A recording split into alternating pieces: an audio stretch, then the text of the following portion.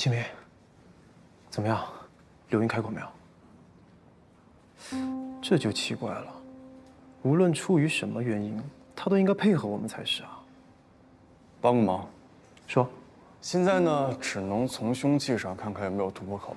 你不是经常喜欢研究一些搏击还有冷兵器之类的？是挺了解的。从伤口上看，这个凶器应该是三棱刀吧？确实是三棱刀，可三棱刀的种类有很多啊。所以想请你帮我辨别一下，这个是哪一种？哎呀，我又不是法医，没法从伤口上推断出凶器是什么。不过，我有办法让凶器出现在你面前。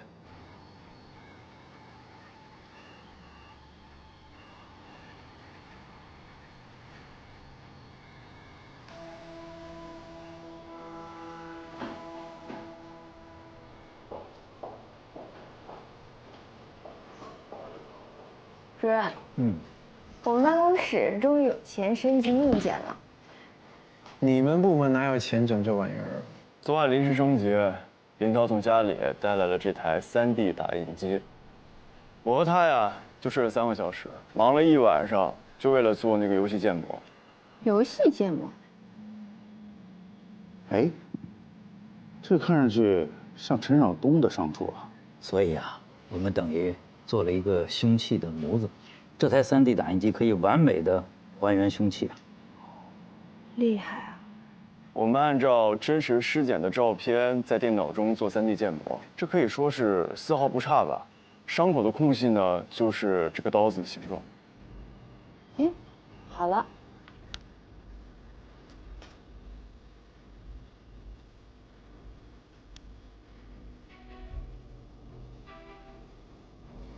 这个刀不常见呀。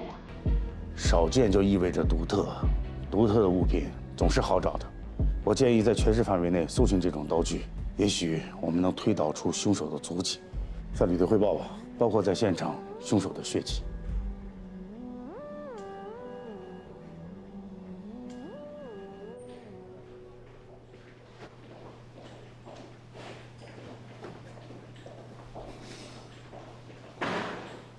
李队呢？配合经侦部门调查云享微店去了。来，过来看看。柳云的生意出大问题了。各位老铁们，我是小张，我们现在在云享微店总部，他现在遭数十人围堵。你们注意看这些评论啊，是吧？哎，警察跟群众推搡起来了。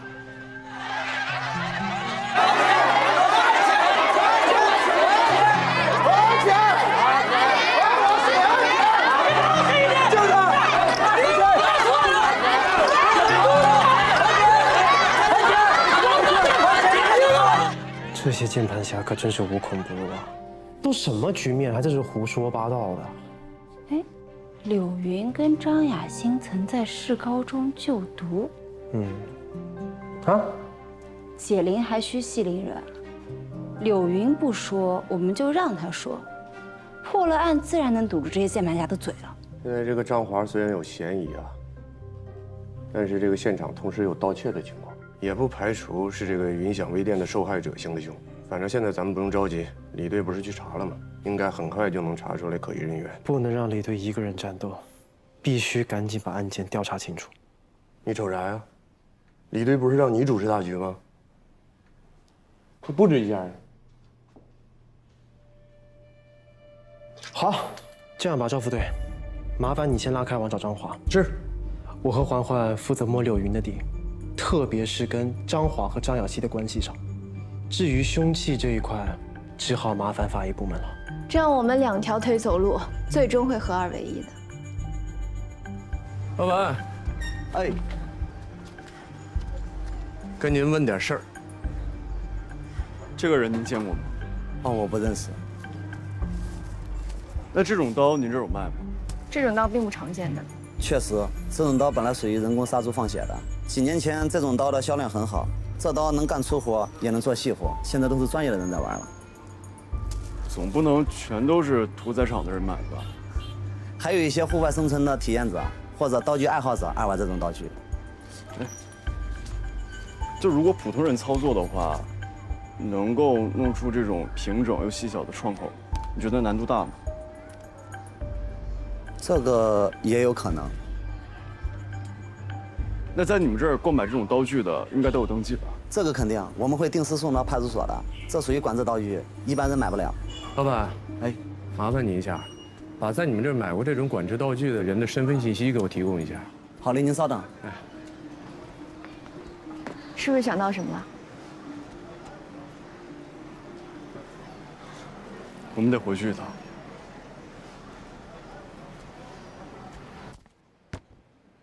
现在很多人都很少洗照片了，可我喜欢照片，喜欢相册，这种回忆，既看得见又摸得着。就是这个班上有2个学生啊，我永远也忘不掉，一个是张雅欣，另一个就是柳云。钟老师，张雅欣的事后来都传遍学校了吗？我们还组织学生去看望过张雅欣父亲。哎，钟老师，那柳云当时在班里是什么情况啊？柳云呐，她很漂亮，是校花儿，会唱歌，会跳舞，学习也好，全校没有人不知道她的名字。她都毕业好几年了，还有很多人提起她呢。她是天生的明星，能成功理所当然。那柳云和张雅欣的关系怎么样？在张雅欣成为星星知我心之前，柳云是唯一和她说话的女生。哎，张雅欣来了，张雅欣来了。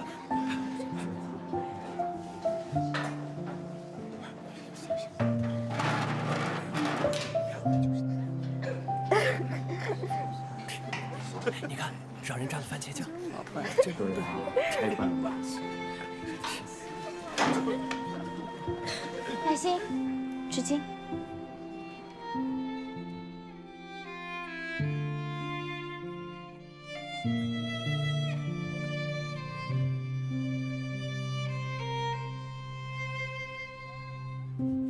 后来柳云走到哪儿都会带上张雅欣。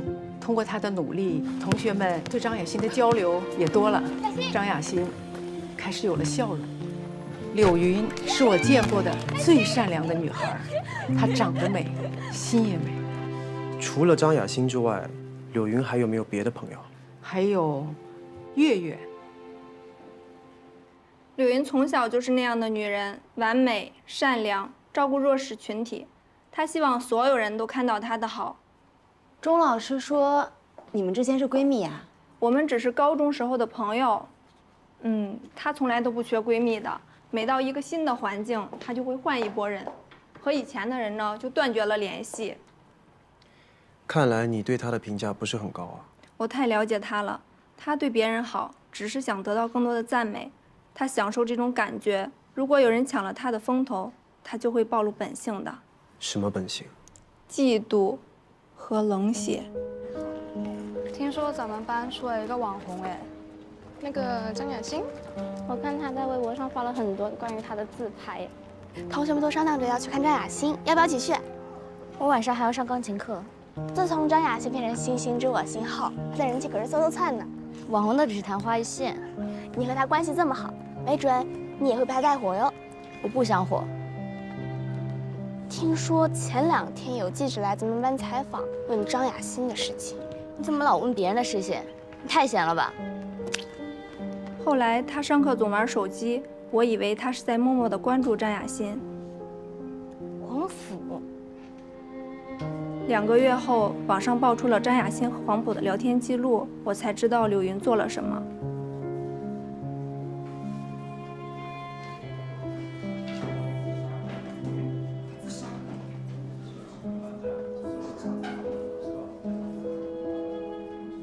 半年以后呢，柳云就被家里人送出国了。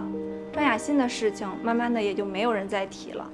柳云回国之后，你跟她接触过吗？没有，我和她联系过几次，她总说自己没时间。后来我也明白了，人家可是身价上亿的大老板，没时间见我也倒是正常。但是跟几个混得好的高中同学倒是经常组局。唉，后来我也就明白了，人家只是不愿意见对他们有帮助的人。 更不愿意见知道真相的人。我们一直认为这2个刀口是同一个凶器造成的，那必定也是同一个人造成的。伤口的深浅，还有刺入的角度，我们也认为是在搏斗过程中造成的。没错。那既然普通人也能刺出这样的伤口，那有没有可能是2个不同的人分别刺向了沈晓东？你的意思是，张华可能是有帮手的？还不能确定，不过目前没有依据可以排除。是。2位，水果刀以及受害者家1楼血迹经过 DNA 检验，证明包含张华的血液。这是报告。那证据确凿了。那也就是说，张华也受伤了。可如果只是以报复为目的，张华怎么可能会盗窃柳云家？这和之前几个案子的情况太不一样了，这肯定不对劲。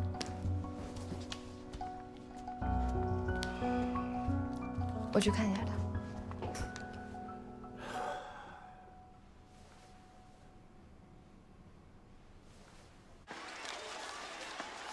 家中失窃，柳云夫妇遇袭，行凶者究竟是不是云享微店受害者一员呢？这要等警方的答案。但据知情人透露，柳云夫妇平日生活铺张奢侈，长期挪用公司款项进行个人消费，已涉嫌违法。云享微店的前路一片暗淡，柳云是否会承担责任，我们拭目以待。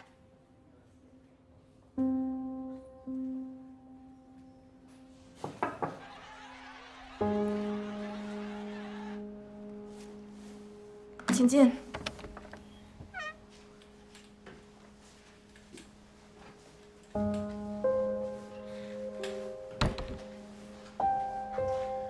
我们是市刑警队的，我叫林涛。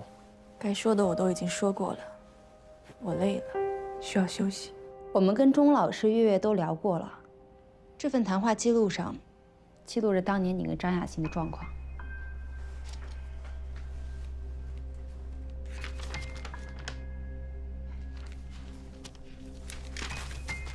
编的，都10年了，我都记不得这些事情，他们能记得吗？黄福雅俊这个账号你忘不了吧？刘小姐，行凶者有可能是连环杀人犯，他在报复伤害过张雅欣的网络暴力者，你应该是他名单中最重要的目标。不达目的他是不会罢休的，不抓到他，你跟你的女儿都会有危险。我们是来帮你的。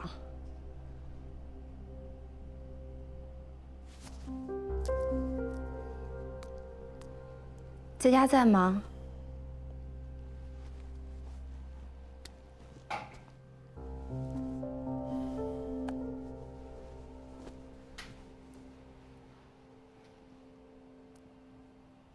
放心，孩子在这里很好，请家属不要担心啊。还有什么要嘱咐的吗？你们能保证我女儿的安全吗？能。好，你们想知道什么？谢谢。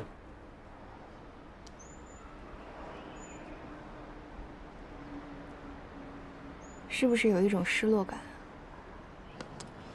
我只是觉得，张华不会做出盗窃财物这种事情。张华已经被通缉了，身无分文，走投无路，顺手牵羊的也是情理之中啊。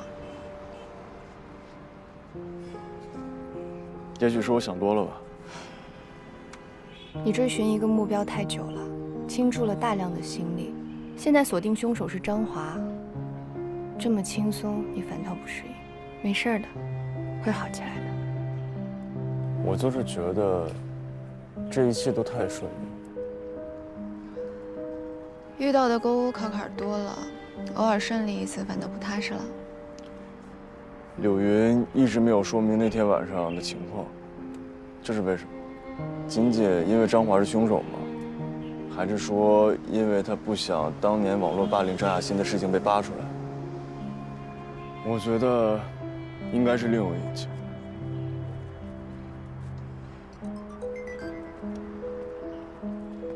喂，好，我知道了。柳云已经开口了，也许事情真的没有你想的那么复杂。但愿吧。我们走访了柳云的老师和她的闺蜜，他们帮我们梳理了10年前柳云对张雅欣的心理变化轨迹。简单的来说呢，就是从照顾到嫉妒，从嫉妒再到伤害。10几岁的女孩之间有秘密很正常，但是像柳云对张雅欣伤害那么深，还能毫无悔意的过这么多年，也是很少见。所以我们由此作为突破口，对柳云实施了压力，她才说出了真相。她说当天晚上她在浴室里泡澡，凶手进入浴室，用了一种奇怪的方式对她行凶。你什么人啊？啊，你要做什么？你需要钱吗？我可以给你啊。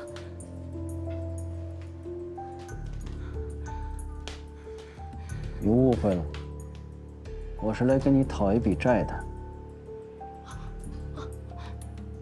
是不是云想微店的项目啊？你相信我，我不是故意骗你们钱的，我已经在解决了。你给我点时间。我的问题，钱解决不了。你要什么呀？我可以给你。你的命。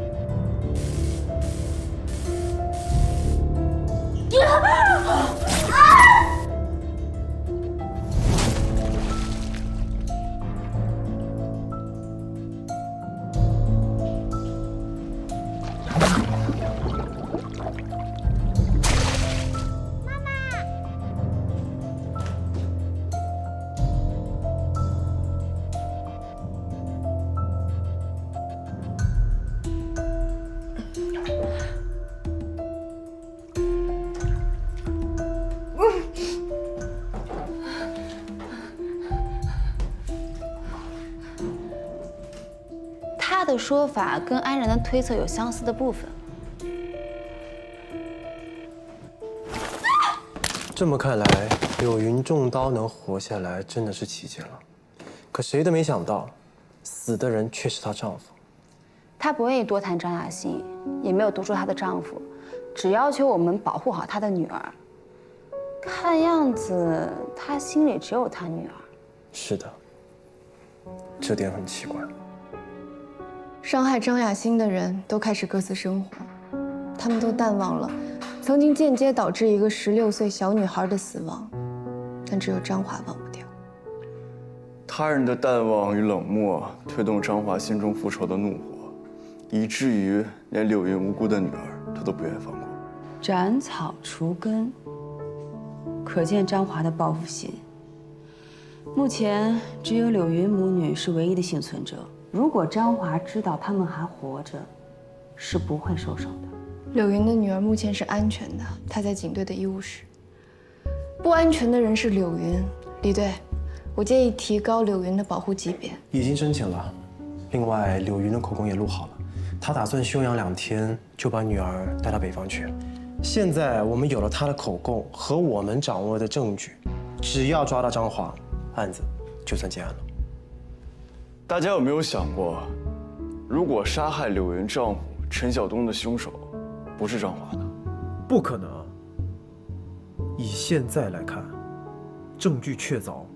有一个关键性的证据，刚刚得到确认，道具店发来了消息，说购买3棱刀的顾客是陈晓东。什么？不是张华？可是按照柳云的证词，3棱刀是张华携带的。所以说柳云撒了谎，也许他认为购买3棱刀的人不少，认为我们不会不开调查。可他为什么要撒谎呢？总不会是忘记了吧？或许真相就藏在这把刀上。我们搜查过柳云家，没有找到那把刀。有2种可能，一呢是被张华带走了，2呢是有人藏匿了这把刀。我认为啊，在案件侦破之前，不能排除任何人的嫌疑，包括柳云。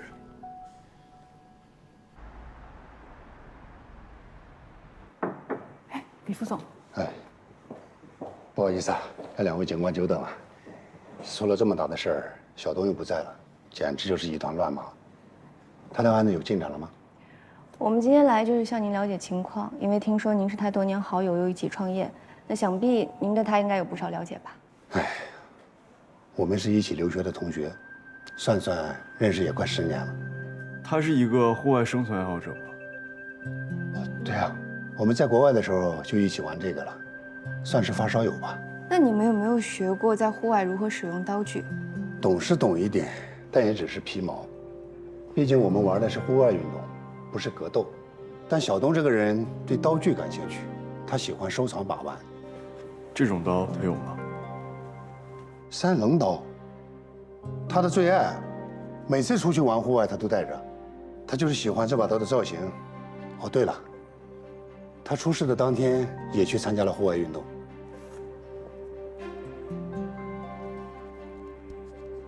陈晓东和他妻子柳云的关系怎么样？他们2个分居好久了，想离婚，各种事情缠绕着离不开。听小东说，他们正在争夺孩子的抚养权，2个人轮流带，但又谁都不愿意把孩子交给对方，可以说是矛盾很深了。那关于柳云和他的云享微店，你了解多少？柳云这个人吧，小户人家出来的，为了钓上小东这个金龟婿，他真是煞费苦心了。当年柳云为了追求小东，还专门去学了攀岩。因为小东酷爱户外运动，她嫁给陈晓东以后，算是一步登天了。可是她又不甘心自己做个小女人，非要弄出点自己的事业来。结果弄什么都不行，回回都是小东给她收拾这个烂摊子。云享微店这个事儿啊，原本是小东的计划，结果被他偷走了，弄成现在这个样子。哎，哦，对不起，我失态了。跟小东，我是多年的好兄弟，他的离去，我始终都接受不了。上次他去攀岩，我还说过他福大命大呢。为什么说他福大命大？当时他的安全绳断了，差点就被摔死了，幸亏他反应快，抓住了树枝，才保了命。那次攀岩，柳云有去吗？有啊，当时给他吓坏了。这个云享微店本身是没什么问题，这个问题就出在了这个操作上。这个柳云太急于求成了，在这个资金没有完全注入的情况下，他就向个体和加盟商集资，到最后这资金他也没介入，就等于说他是用8个瓶盖盖10瓶水，没盖好，漏了，玩大了。柳云呢，本来是想向陈晓东求助的，但是当时2个人在闹离婚和孩子纠纷的问题，所以他没答应。还有啊，这个云享微店开不下去了，还有一个原因是这个陈晓东在幕后下的黑手。经过走访调查呢，可以确定陈晓东是一名户外运动爱好者。案发当天呢，他有参加户外运动，并且携带了3棱刀。柳云当初为了接近他，也参与过户外运动这个圈子。你到底想说什么？我怎么越听越糊涂啊？我相信张华是被反杀了，至于他现在是不是还活着，这并不好判断。出手的人是陈晓东，这也就可以解释那些喷溅的血迹是怎么回事。所以那是张华受伤时喷出来的。那陈晓东是谁杀的？你不是一向都喜欢大胆的假设吗？陈晓东、张华、柳云，这也太离谱了吧！但这只是猜测，没有证词，也没有证据。饿不饿？要不要去吃点东西？我跟你说，我有时候想想都后怕。我们一直找的凶手，原来一直就在我们身边，吓死人了。抛开别的不说，他烧的菜确实是不错的。那我做的饭就不好吃吗？迄今为止，你除了煮面也没做过别的。那还不是因为你自己喜欢吃面？那还不是因为你想多见我几面？你怎么知道的？哎呀，那我以后学着做别的菜就好了。我们那么忙，干我们这行的哪有时间研究别的菜谱啊？我跟你说，如果张雅欣没死的话，老张是个很恋家的人，烧的一手好菜。如果老张没死的话，难道他会在那儿吗？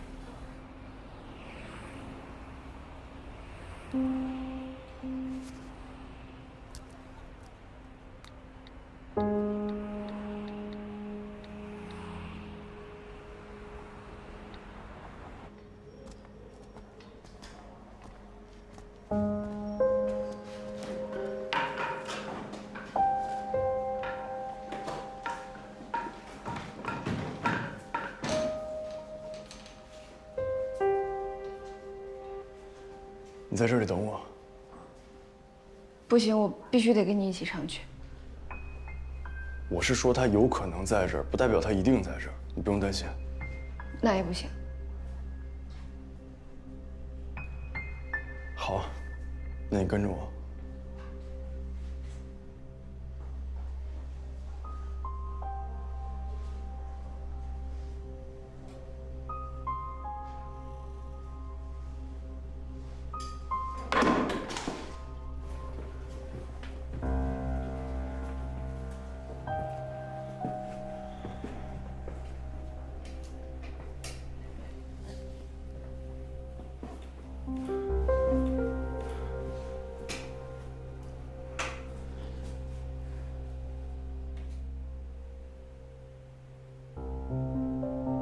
安法医、小秦法医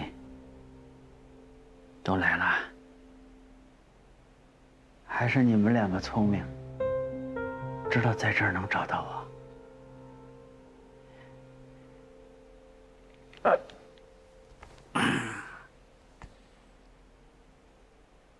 还没吃饭呢吧？要不先吃点东西，我简单弄2个菜，别嫌弃啊。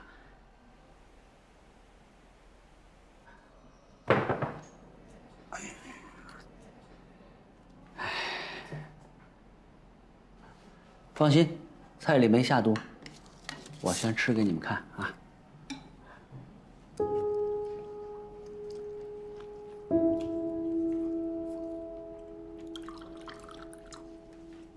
祝2位警官事业有成，爱情顺利。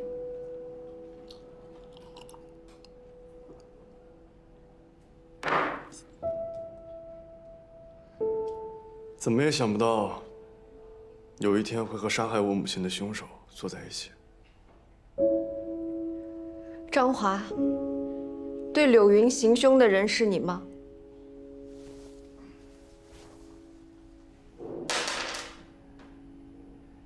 要不是她老公突然冒出来，我就得手了。你的伤是不是被3棱刀伤的？ 那把刀在你手上吗？他捅了我1刀，我把刀抢过来，又捅了他1刀。你觉得我伤得这么重，还有心思跟他抢刀玩吗？能活着逃出来，就已经是我女儿在天上保佑了。陈晓东的致命伤有2刀。我逃走的时候，柳云还活着。你们以为柳云是个什么好东西吗？10年前，他就已经很擅长杀害别人了。你是说柳云和你女儿的事情？张雅欣得病之前，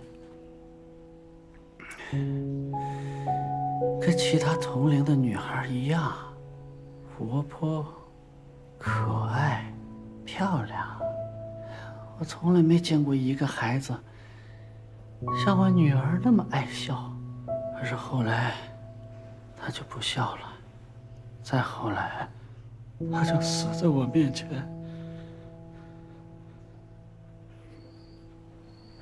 我在我女儿的遗物里找到了这个本子。我女儿是被网络的谩骂、侮辱逼死的，而且最伤害她的话，最伤害她的人，她都记在这个本上。女儿的心愿，当爹的得帮她了了。我觉得这是天经地义的事儿。我经常梦见她的脸，她永远是16岁，有时候笑，有时候哭，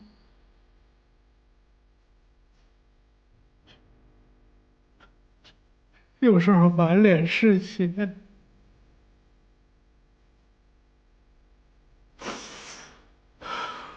我每次醒过来都泪流满面。我不断地提醒自己，活着的唯一理由就是惩罚这些凶手。你用私刑惩罚别人，这是犯法，你知道吗？一个父亲该做的必须做，我不能再让我女儿的悲剧再发生，我必须阻止他们继续作恶。那我母亲呢？我母亲又做错了什么？郝之云是造成我女儿跳楼的始作俑者。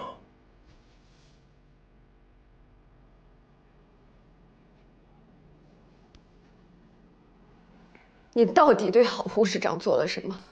我的目标原本不是郝之云，是你，秦明。我听说我女儿自杀以后，郝护士长得了重度的抑郁症。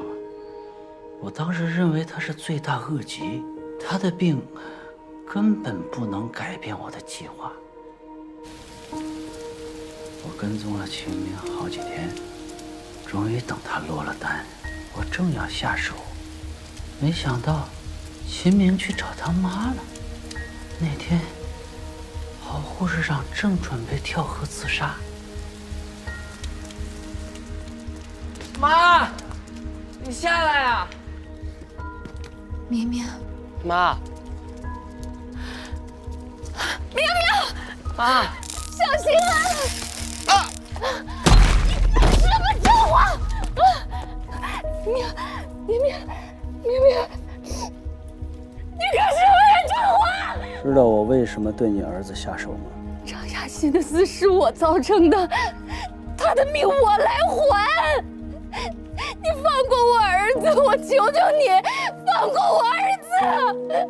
我女儿死了，但是没人为她的死负责，也没人为她的死付出任何代价，这不公平。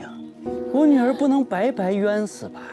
郝护士长，你刚才也说了，我女儿的死与你有关，所以杀了你理所当然。你可以杀了我，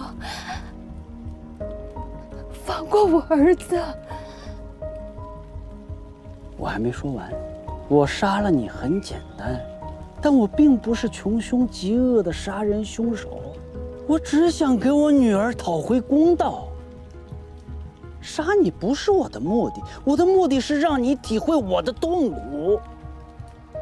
这世上有一种痛比死还难受，那些没有经历过丧子之痛的人根本无法理解。你我都是为人父母的人，我的痛你也该体会体会。当然，还有那些网络暴民，我也不会让他们死得那么容易。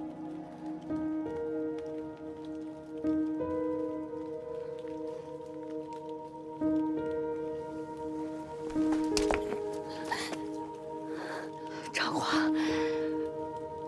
我绝对不会让你再碰我儿子。如果你一意孤行，今天晚上只有2个结果：我死，或者你死。一旦你杀不了我，让我跑了，你的复仇计划到此结束，我跟你鱼死网破。你未见得有胜算。你还有一个选择：杀了我，放过我儿子。你不怕我反悔吗？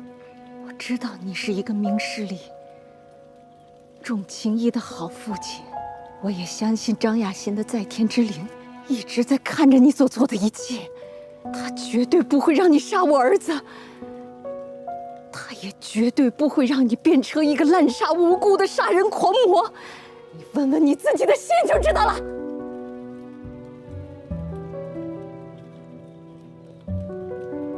你死之后，我会把你扔到河里，把你伪装成溺水自杀。你儿子为了救你，也落水了，但最终上岸又活过来了。我能保你儿子一条命，我能做的只有这些了。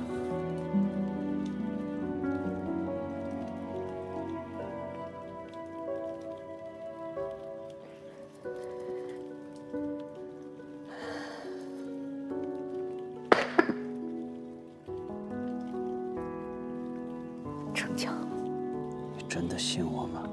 我以母亲的名义去死，你以父亲的名义杀我。我图的不是你受不受信用，我图的是我们都是这个世上最爱我们孩子的父母。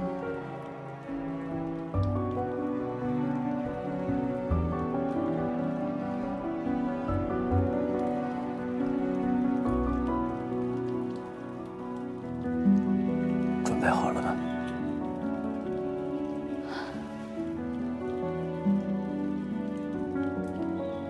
妈妈爱你。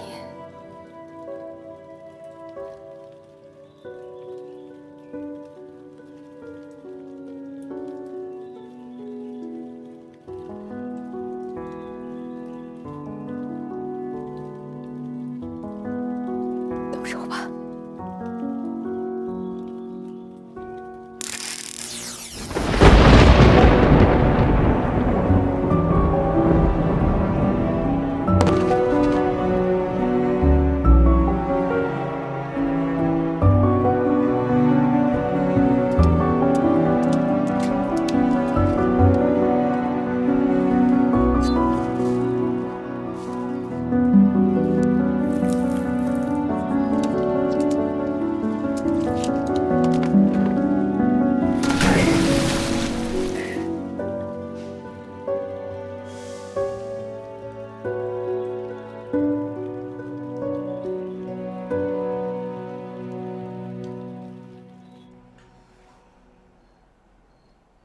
我承认，郝护士长是个好母亲，伟大的母亲。但是这不能抵她的罪。我妈妈没有想要害死你女儿，她只不过是想让她重新振作起来。可结果呢？我女儿跳楼了。她那么小，她本来就已经被癌症折磨的皮包骨头了，她都那样了，他们还不放过她，用那么强的电流电她。那些自诩善良的医生还不让她安宁。这段视频你应该没有看过吧？我们的小美女太好看啦！成功耶！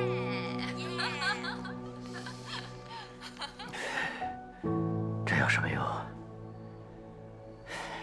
她已经死了。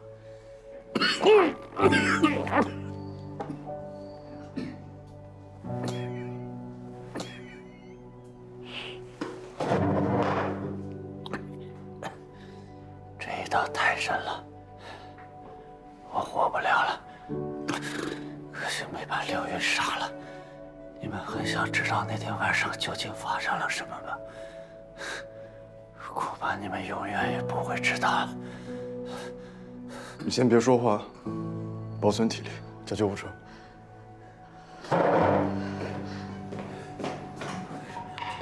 你母亲是我杀的，还有那些被我杀的人，我罪大恶极。你现在恨不得马上把我弄死吧？啊？来，我不反抗。